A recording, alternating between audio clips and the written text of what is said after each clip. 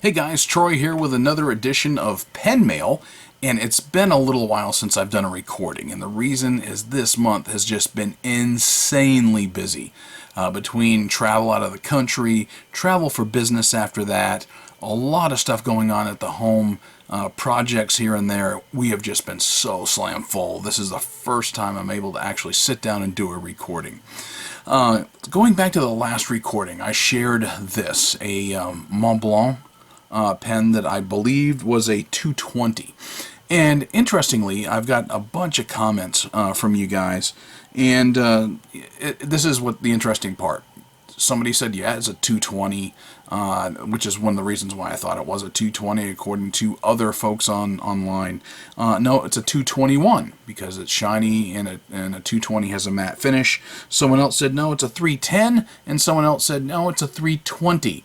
So that's one of the things I dislike about a lot of pen manufacturers is they don't put their model number on all of their pens. Mont Blanc Meisterstück 146, 149 says that right on the band, but on this, not so much. And that's one of the problems I've got with some pen manufacturers is they don't put their models on their pens, and I really wish that they would. So anyway, just wanted to share that with you, that I did get some feedback from you guys, and that's one of the things I love about those of you who watch this channel. You're great about feedback and interaction, so I'm looking forward to being able to interact possibly with you a little more here. All right, this is my pen mail. So since the last video, these are the pens that I have gotten over the past 2 weeks or so, and I'm just now being able to share them with you. So in the mail today was this one right here, a vintage Waterman 56. I've got 52s, 12s, 55, 58, and 56 black chased hard rubber, and the chasing is better on the cap than it is on the barrel. It's fairly worn on the barrel, 1920s vintage, with a the black chased hard rubber with a number 6 rather, Waterman nib. And just to show you the difference between some of the nibs, here's a picture. In left to right, I've got a number 2 in a Waterman 52, a Waterman 55. You'll see that you've got this Waterman 56, and next to it is a Waterman 58. So you can see the difference in the sizes of the various vintage Waterman nibs. Alright, so I'll share with that some more here in just a little bit. This one is kind of an interesting one. This was actually an incredible bargain for me. This is a Sheaffer Craftsman. The same seller actually that I got that had this on eBay rather than through his normal website. It was a no reserve auction.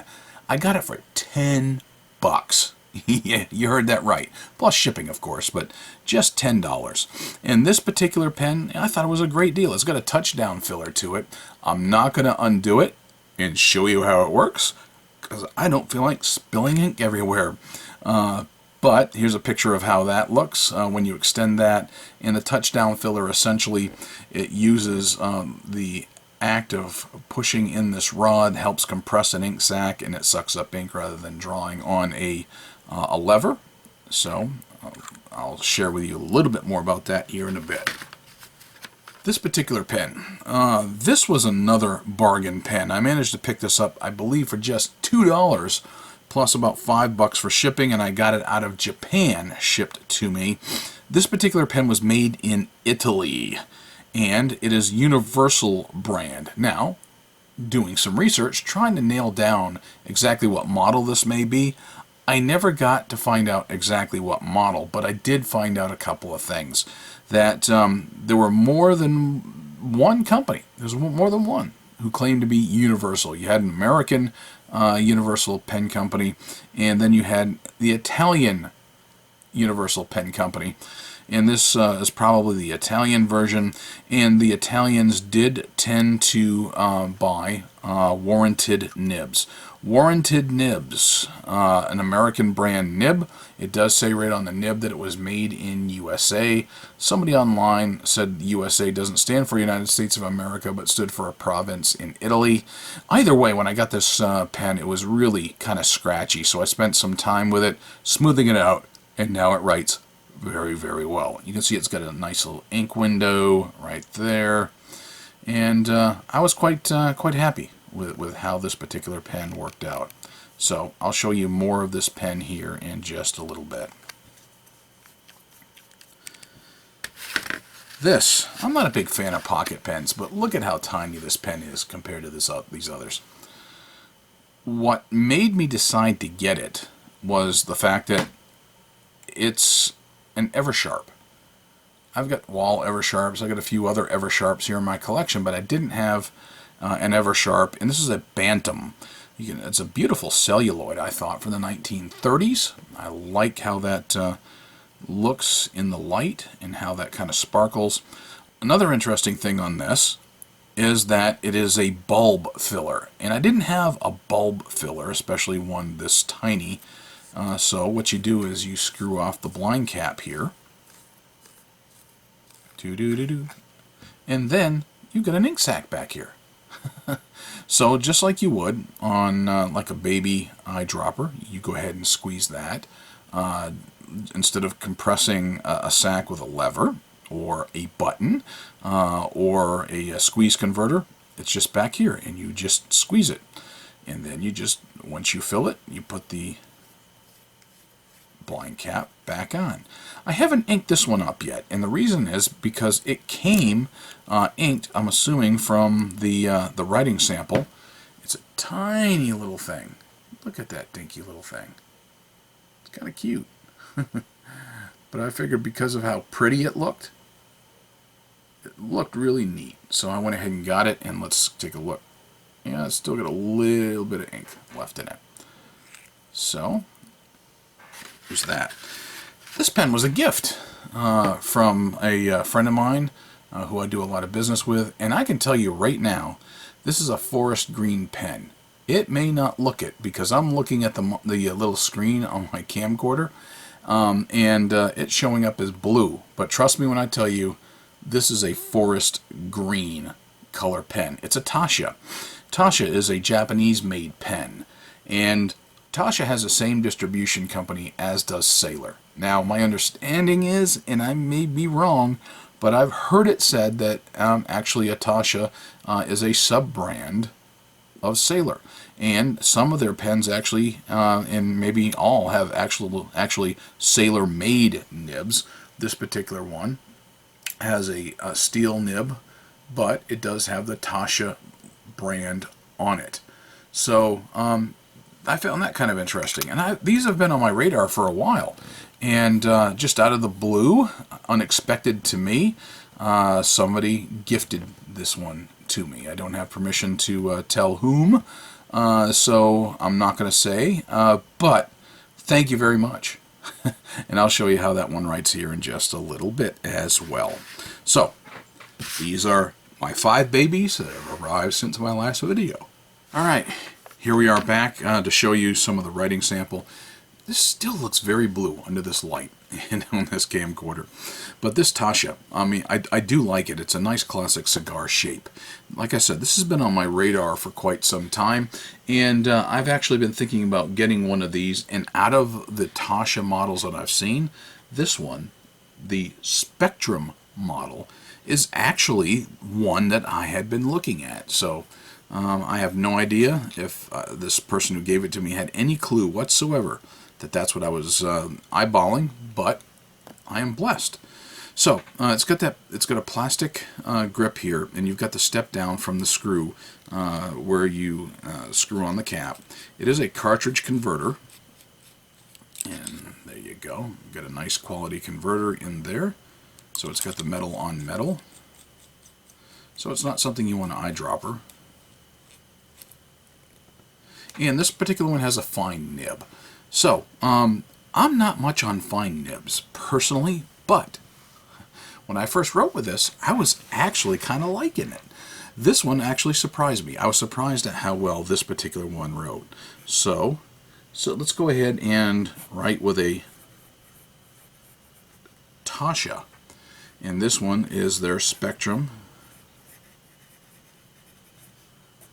And this is, believe it or not, their forest green. I know it doesn't look forest green, but trust me, it's forest green. It's got a fine nib. Now, this actually wrote fairly well and writes well, I think, for a fine nib. I'm not usually much on fine nibs, like I said, but this one actually surprised me. I like to be surprised when I write with a fine nib, and it actually writes well. So, what I put into this one here, I put in some Birmingham pens. What did I use? I used their Sport Donnelly Grass Stain.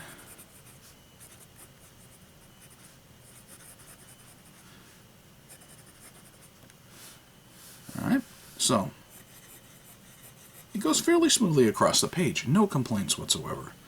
You can get a little bit of line variation out of it, even though it is a steel nib. I don't expect a whole lot, but it's been reliable since I've filled it up. Any direction I've been going, it's done well. So, started with that one first. Thanks again. I really like that. It's probably going to be my pen of the day for tomorrow. Alright, let's take the Bambino.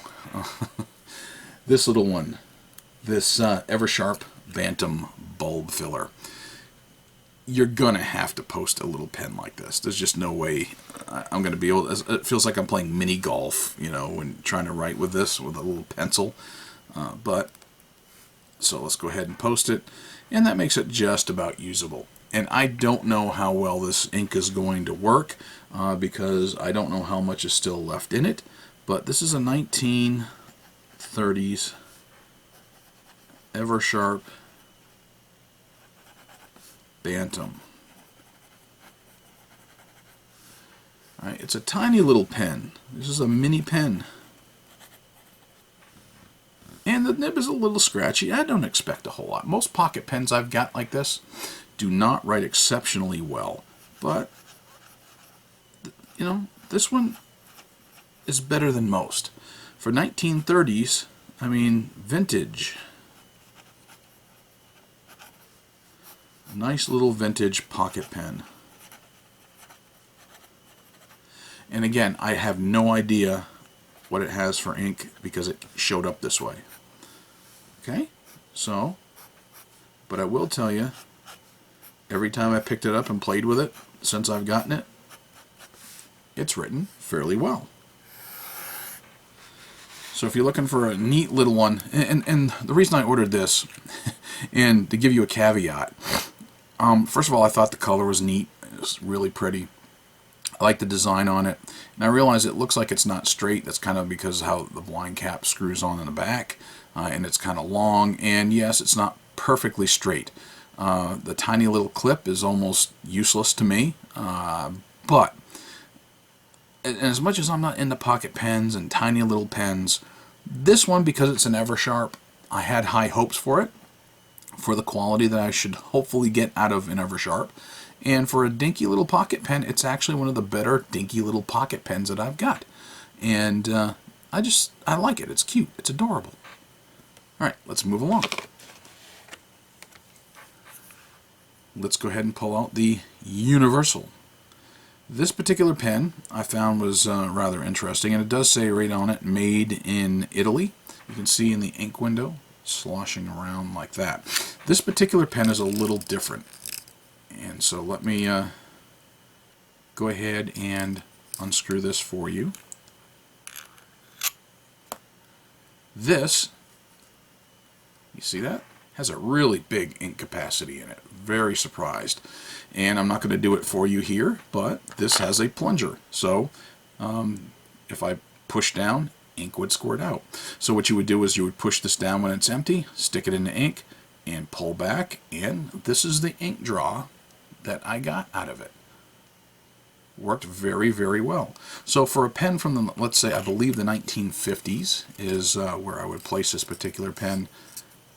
Mighty impressive for the amount of ink that went into it.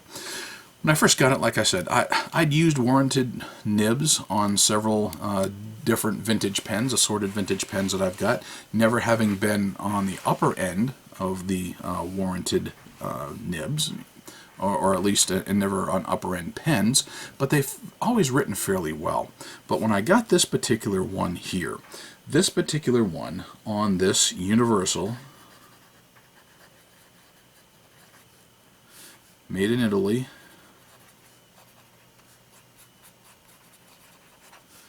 and it's an unknown model.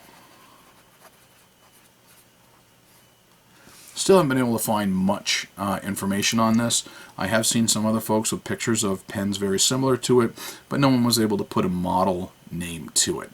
But, you know, I don't know what else to call it except for a plunger filler. And when I got it, this nib was actually pretty scratchy. It was scratchy.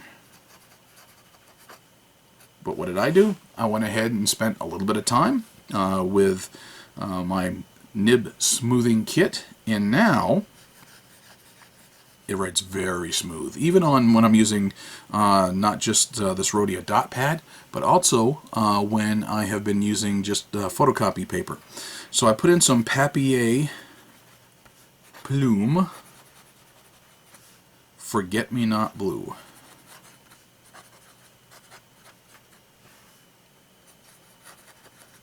And for a $2 pen plus $5 shipping, I have got nice, high capacity, nice writing, very smooth 1950s vintage fountain pen, and a kind of a pretty blue.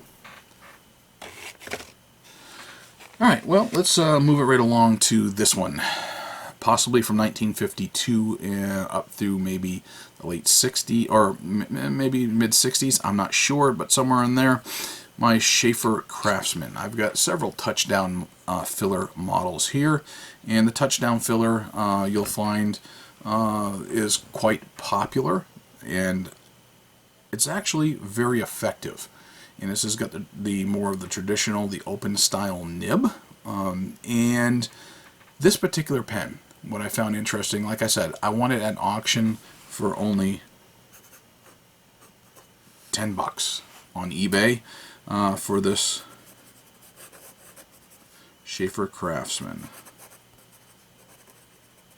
And the cool thing, this pen was totally refurbished.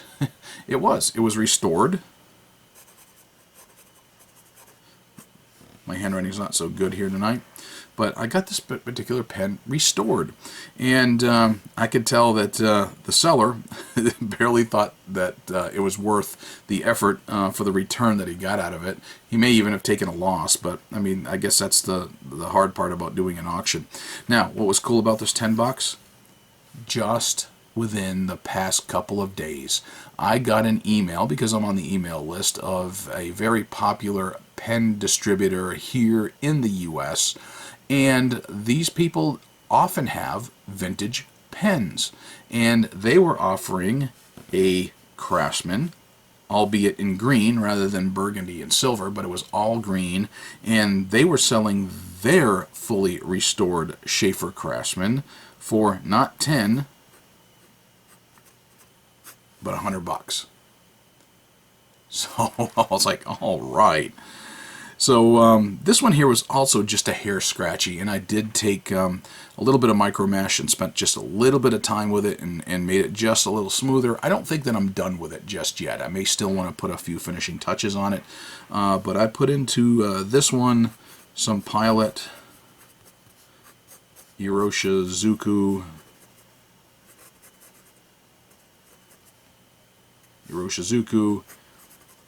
Yama Budo. So, yeah, it's a very stiff, rigid, fine nib. What I will say, it has been a good writer every time I've picked it up. It has been reliable thus far. Not had any problems. So for $10 plus cost of shipping, I have a nice, reliable 1950s vintage fountain pen by my second favorite manufacturer in my collection. Alright, last but not least, my newest addition. You know that if you watch my channel, you know that I am into vintage Waterman fountain pens, and even modern Waterman as well. From the 1920s, made out of black chased hard rubber. This beauty right here. I don't know, some people kind of find these clips kind of ugly, especially that far down on a cap. But, you know, it's still rock and roll to me, baby. Nicely imprinted here, a number 56, so that you can see that on the very end. Let's see if that shows up. I'll probably get a better picture of that for you. Screw cap off from this lever filler, and it is a good size. It's a good size pen to hold in the hand. The 58 is bigger. The 55 is just a little smaller when it comes to the size of the pen itself. But I like oversized pens. I do not have to post this particular pen. If I did, it's just a little long. Not quite a baseball bat, but this particular pen, not bad at all. So let's go with my Waterman 56 from the 1920s. And it does have a flexible number 6 nib. I chose to put in the old reliable Waterman Intense Black, because it's usually a good, safe ink to put, especially in vintage pens. So, this particular pen, let's go play with the flexibility of it, alright? Those of you who like flexible, it's fairly smooth, but watch.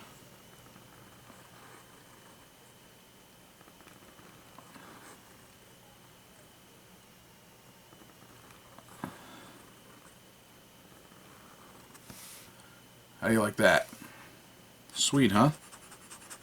It is a fine nib when you're writing with it otherwise, and it is a pretty wet writer. Waterman 56. Yeah, baby. So yet another vintage Waterman added to my collection. I did not have a number 6 nib on any of my Waterman pens, but I have one now. So, there you go. By the way, storage tip or display tip. You know what this is? This just came out of a 50-cent cigar box that my local cigar store was selling off out of a cardboard cigar box. 50 cents. So now I got a little tray that I keep around in order to put pens and display if I have need. So a little storage tip for you. But there you go. Vintage pen mail. Taccia. A Bantam from Eversharp. A Universal. A Sheaffer. And a Waterman. Hey y'all, thanks so much for watching. Thank you for commenting. I really appreciate y'all following. Spread the word, and you know, keep an eye out. We've got more giveaways eventually to come, and I'll try to have a lot more videos here soon. All right, thanks a lot. Bye.